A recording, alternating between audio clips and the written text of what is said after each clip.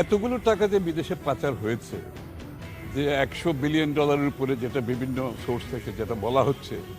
যে এই টাকাগুলো বাংলাদেশে ফেরত আনার ব্যাপারে আলোচনা হয়েছে এবং আমরা সাজেস্ট করেছি এটা আমরা সবাই মিলে একসাথে কাজ করতে হবে এটার উপর। বাংলাদেশের আগামী দিনের বাংলাদেশ কোথায় যাচ্ছে, গণতন্ত্র, রাজনৈতিকভাবে, অর্থনৈতিকভাবে সব কিছু মিলিয়ে আলোচনা হয়েছে এবং ইউরোপিয়ান ইউনিয়ন কিভাবে সমর্থন দিতে পারে তাদের পক্ষ থেকে,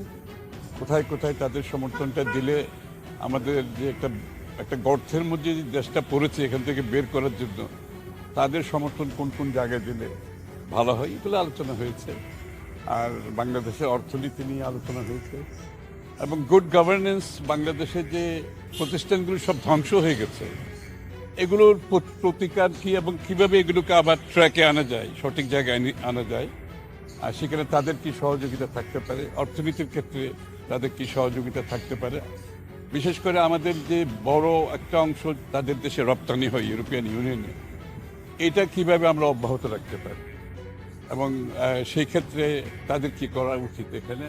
আর বাংলাদেশকে আর্থিকভাবে, অর্থনৈতিকভাবে যে উন্নয়নের জন্য তাদের সাথে আমাদের একটা ফ্রেমওয়ার্ক, একটা এগ্রিমেন্ট আছে ইউর সাথে, তো সেই আর্থিক খাতে তাদের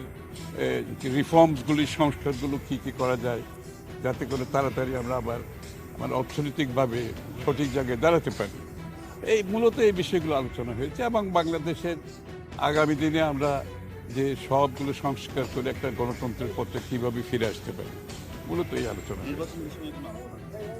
না, ওই তো গণতন্ত্রে ফিরে আসা, তো এটা তো স্বাভাবিকভাবে তো নির্বাচন ব্যতীত গণতন্ত্রে ফিরে আসার কোনো সুযোগ নেই, তো স্বাভাবিকভাবে সেটা তো আলোচনা হয়েছে। তবে এই যে এতগুলো টাকা যে বিদেশে পাচার হয়েছে,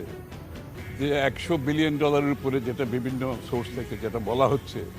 যে এই টাকাগুলো বাংলাদেশে ফেরত আনার ব্যাপারে আলোচনা হয়েছে এবং আমরা সাজেস্ট করেছি এটা আমরা সবাই মিলে একসাথে কাজ করতে হবে এটার উপরে এবং তারা সহযোগিতা করতে এই ব্যাপারে রাজি আছে।